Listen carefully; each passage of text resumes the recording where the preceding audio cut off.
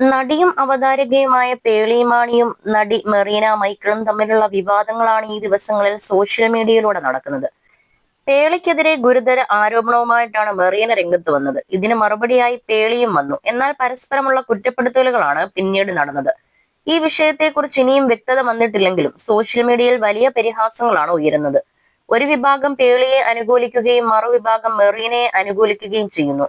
മാത്രമല്ല, ഇരുവരും ഒരുപോലെ സോഷ്യൽ മീഡിയയുടെ ആക്രമണത്തിനും ഇരയായിക്കൊണ്ടിരിക്കുകയാണ്. പേളിയുടെ പോസ്റ്റുകൾക്കും വീഡിയോയ്ക്കും താഴെ വളരെ മോശമായ രീതിയിലുള്ള പ്രതികരണങ്ങളാണ് വരുന്നത്. ഇതിനു പുറമെ പല യൂട്യൂബ് ചാനലുകളിലും പേളി മാപ്പ് പറയണമെന്ന് തുടങ്ങിയ ആവശ്യങ്ങളും ഉന്നയിച്ചു. ഇതിനൊപ്പം മെറീനയും ചിലർ പരിഹസിക്കുകയാണ്. ഇൻസ്റ്റഗ്രാമിലൂടെ നടി പങ്കുവച്ച ചിത്രങ്ങൾക്ക് താഴെയാണ് ചിലർ പരിഹാസ രൂപേണയുള്ള കമന്റുമായി എത്തിയത്. പേളിമാണിയെ കുത്തിപ്പറഞ്ഞിട്ട് 10 പേർ അറിഞ്ഞ നടി എന്നാണ് ഒരാൾ മെറീനയുടെ പോസ്റ്റിന് താഴെ വന്ന് കമന്റ് ഇട്ടിരിക്കുന്നത്. ഈ കമന്റ് ശ്രദ്ധയിൽപ്പെട്ടതോടെ അയ്യേ അയ്യേ എന്ന് പരിഹാസ രൂപേണയുള്ള മറുപടി മെറീന നൽകി. എന്നാൽ നടിയുടെ ആരോപണം ശരിയായിരുന്നു എന്ന് ചോദിക്കുകയാണ് സോഷ്യൽ മീഡിയ. പേളി ഇങ്ങനെ ചെയ്തു, അങ്ങനെ പറഞ്ഞു എന്നൊക്കെ ഈ മെറീന പറയുന്നതല്ലേ, അല്ലാതെ തെളിവൊന്നും തന്നിട്ടില്ലല്ലോ. ഇനി ഇതൊക്കെ സത്യമാണെങ്കിൽ അന്ന് തന്നെ മെറീന പേളിയോട് ചോദിക്കണമായിരുന്നു. ഇതെല്ലാം കഴിഞ്ഞ് പേളിയുടെ കല്യാണത്തിനും പോയല്ലോ. കല്യാണത്തിന് വലിയ വിളി ചെറിയ വിളി എന്നൊക്കെ ഉണ്ടോ?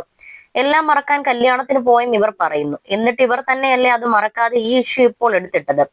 അതിലെന്താ ലോജിക് എന്നാണ് ആരാധകരുടെ ചോദ്യം.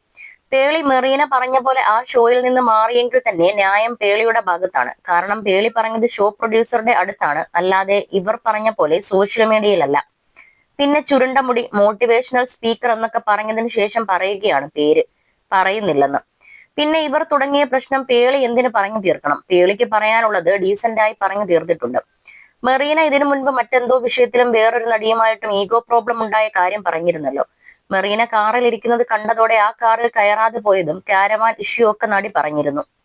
ഈ പുള്ളിക്കാരിക്ക് ഇങ്ങനെ കംപ്ലൈന്റ് പറഞ്ഞ് നടക്കലാണോ പണി? 7 വർഷത്തോളം പ്രതികാരം മനസ്സിൽ വെച്ച് നടക്കുക, എന്നിട്ട് അത് മറ്റുള്ളവർക്ക് സോഷ്യൽ ബുള്ളിങ് ചെയ്യുന്നത് കണ്ട് എൻജോയ് ചെയ്യുക.